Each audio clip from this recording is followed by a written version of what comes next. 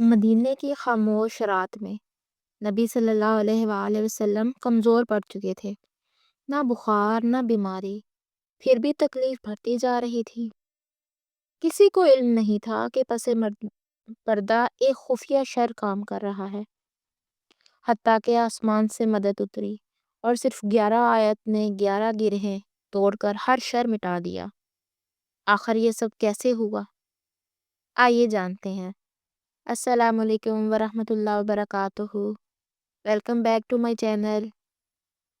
آج میں اس ویڈیو میں آپ کو وہ راز بتانے جا رہی ہوں جس نے مدینہ کی تاریخ رات کو نور سے بھر دیا۔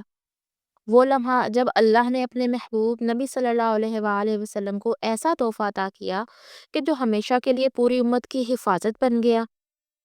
سورۃ الفلق اور سورۃ الناس، یہ وہ حقیقت ہے جسے جان کر آپ کا ایمان تازہ ہو جائے گا۔ نور محمد صلی اللہ علیہ وآلہ وسلم کمزور ہو رہے تھے۔ یہ جھوٹا نبی مانا جائے۔ ایک دن مدینہ منورہ میں رات کا گہرا وقت تھا۔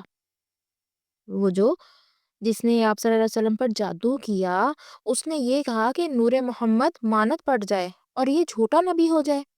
استغفر اللہ۔ شہر کی گلیاں بالکل خاموش اور سنسان ہو چکی تھی۔ لوگ اپنے گھروں میں آرام کر رہے تھے۔ کھانا لاؤ جلدی، آج تو اللہ نے گوشت کی نعمت سے خوش کر دیا۔ جی جی، بس ایک لمحہ لوگوں کے گھروں سے اس طرح کی آوازیں آ رہی تھی۔ لیکن مسجد نبوی کے قریب نبی کریم صلی اللہ علیہ وآلہ وسلم کے گھر میں ایک عجیب سی فضا تھی۔ نبی پاک صلی اللہ علیہ وآلہ وسلم جو ہمیشہ لوگوں کی رہنمائی کرتے تھے، مسکراتے اور اللہ کی وحی سناتے تھے، اب دن بدن کمزور ہوتے جا رہے تھے۔ یہ کمزوری ایسی تھی جس میں کوئی واضح بیماری نظر نہیں آ رہی تھی، نہ کوئی بخار نہ کوئی زخم، مگر جسم میں ایک عجیب سی تھکن چھا گئی تھی۔ درد کی گرہیں جیسے دماغ، دل، جسم ہر حصے کو جکڑ رہی تھی۔ کبھی کبھی نبی کریم صلی اللہ علیہ وآلہ وسلم کو کچھ باتیں یاد ہی نہیں رہتی تھی جو پہلے کبھی بھی نہیں ہوا تھا۔ جسم بالکل بوجھل ہو گیا، دل غمگین، اور سب سے بڑھ کر یہ کہ وحی کا سلسلہ بھی رک گیا تھا۔ صحابہ کرام رضی اللہ تعالیٰ عنہ دیکھتے تھے کہ ان کے پیارے نبی اب مسجد میں بھی کم آتے ہیں۔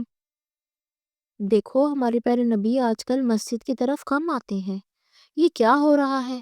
دل بہت پریشان تھا۔ کیا تم نے کبھی سنا کہ نبی کی طبیعت ٹھیک نہیں ہے؟ اللہ خیر ہی کرے۔ مدینہ کے لوگ جو نبی کریم صلی اللہ علیہ وآلہ وسلم کو اپنا قائد سمجھتے تھے، سب فکر مند ہو گئے۔ بازاروں میں، گھروں میں، مسجد میں، ہر جگہ سرگوشیاں ہو رہی تھی کہ نبی کریم صلی اللہ علیہ وآلہ وسلم کی طبیعت کیوں ناساز ہے؟ کیا کوئی دشمن ہے جو یہ سب کر رہا ہے؟ یہ خفیہ شر تھا جو آنکھوں کو تو بالکل بھی نظر نہیں آ رہا تھا، مگر دلوں میں خوف ڈال رہا تھا۔ اللہ کی مدد قریب تھی، شاید یہ اللہ کا کوئی اشارہ تھا۔ وہ روشن لمحہ آنے والا تھا جو نہ صرف نبی کریم صلی اللہ علیہ وآلہ وسلم کو شفا دے گا بلکہ پوری امت کو حفاظت میں رکھے گا۔ اس کو طریقہ بتائے گا کہ تم لوگ کیسے حفاظت اپنی کر سکتے ہو۔ لبید بن عاصم جو مدینہ میں رہنے والا ایک یہودی جادوگر تھا، نبی صلی اللہ علیہ وآلہ وسلم کی بڑھتی ہوئی کامیابی سے شدید حسد کرتا تھا۔ محمد صلی اللہ علیہ وآلہ وسلم، تم مدینہ میں سب کے محبوب بن جائیں گے، کچھ کرنا پڑے گا۔ اسلام تیزی سے پھیل رہا تھا، لوگ اللہ کی طرف آ رہے تھے، مدینہ میں ایمان اور امن کی روشنی پھیل گئی تھی، مگر لبید اپنے حسد میں جل رہا تھا۔ اس نے ایک گھنونی سازش کی، یہ جادو میرے اور شیطان کی مدد سے کام کرے گا۔ اس نے نبی صلی اللہ علیہ وآلہ وسلم کی کنگھی اور چند بال حاصل کیے اور ان پر کالا جادو شروع کر دیا۔ اس نے 11 گرہیں باندھی، ہر گرہ میں شیطانی اثر بھرا ہوا تھا۔ پھر اسے زروان نامی ایک کنویں میں چھپا دیا۔ وہ کنواں سنسان تھا، جہاں کبھی بھی کوئی نہیں جاتا تھا۔ اب محمد صلی اللہ علیہ وسلم پریشان ہوں گے، کمزور ہو جائیں گے، شاید پیغام اسلام رک جائے گا۔ مدینہ والوں کو اس سازش کی خبر بالکل بھی نہیں تھی، مگر اس کا اثر نبی کی طبیعت پر پڑ رہا تھا۔ دن گزرتے گئے، سازش اپنا اثر دکھاتی رہی، کیونکہ وہ وہاں سنسان جگہ پر جادو کے اثر میں تھا، کوئی وہاں جاتا نہیں تھا۔ جو دیکھتا اور بتاتا، لیکن اللہ تو سب دیکھ رہے تھے۔ پھر اللہ کی مدد آئی۔ اللہ نے حضرت جبرائیل کو 2 صورتوں کے ساتھ بھیجا، سورۃ الفلق اور سورۃ الناس۔ یہ دونوں صورتیں نبی صلی اللہ علیہ وآلہ وسلم کو اس جادو سے نجات دلانے کے لیے اللہ کا خاص تحفہ تھی۔